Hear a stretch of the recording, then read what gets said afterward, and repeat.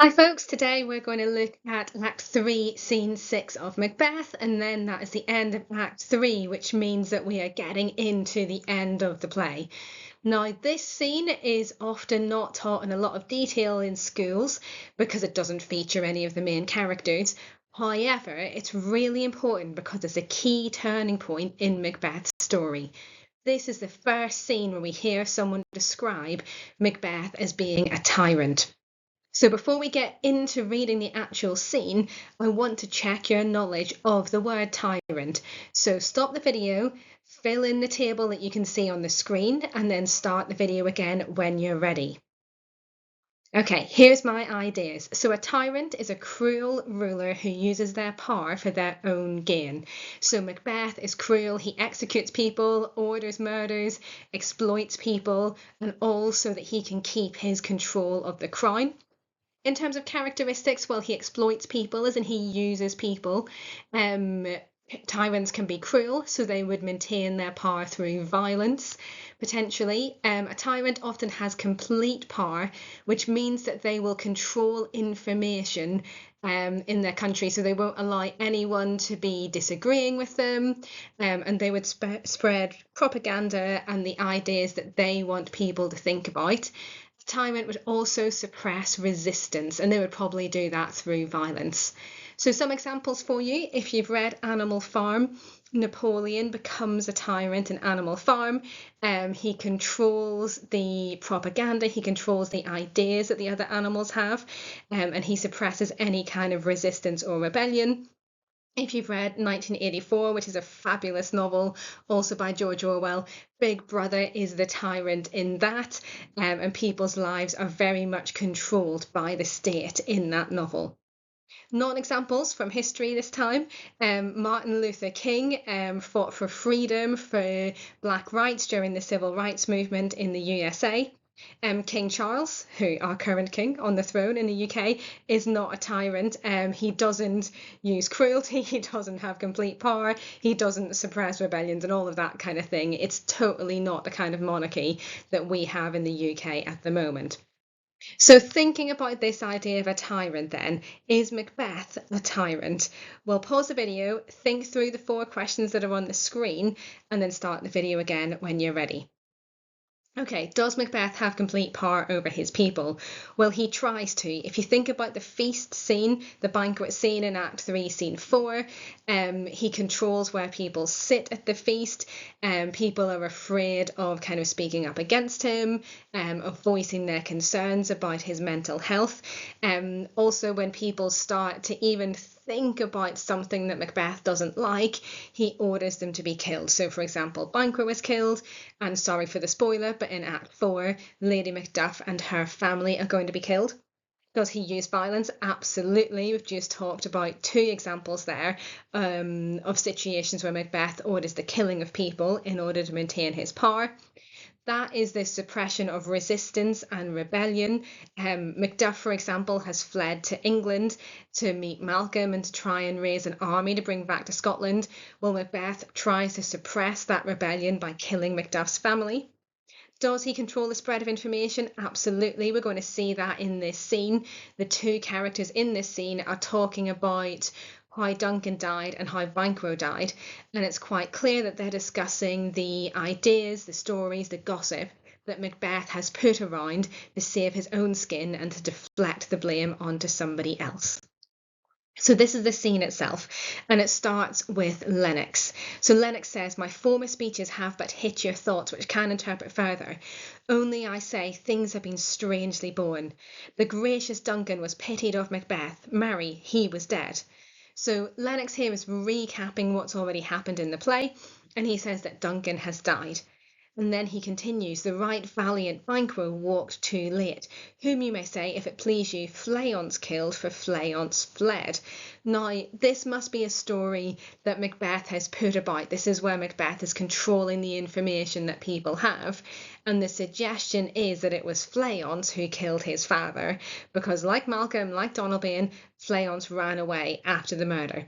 So Macbeth is trying to deflect the blame onto Fleance instead of onto himself. Now, many productions of the play present Fleance as a small child. Very unlikely that he would be able to give his dad 20 head wounds and then chuck his body into the ditch.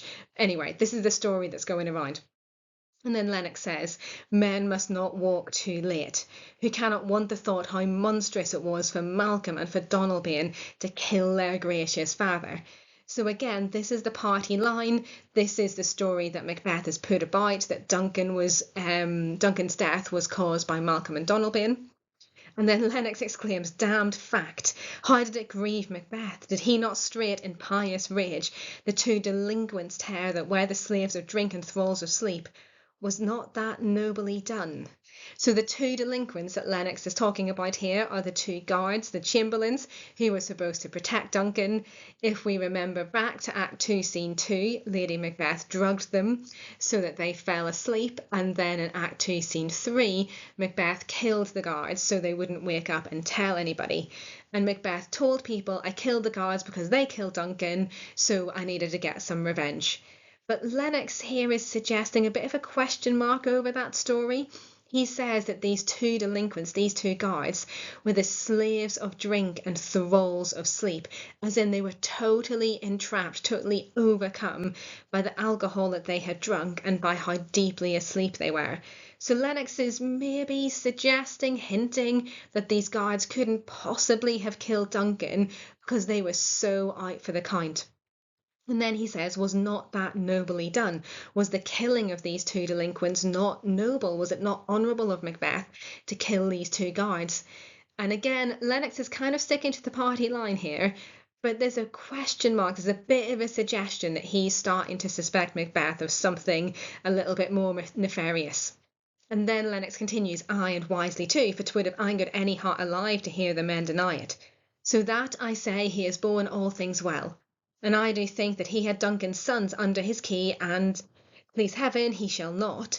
They shall find what 'twere to kill a father, so should Fleance. But peace, for from broad words, and cause he failed his presence at the tyrant's feast, I hear Macduff lives in disgrace.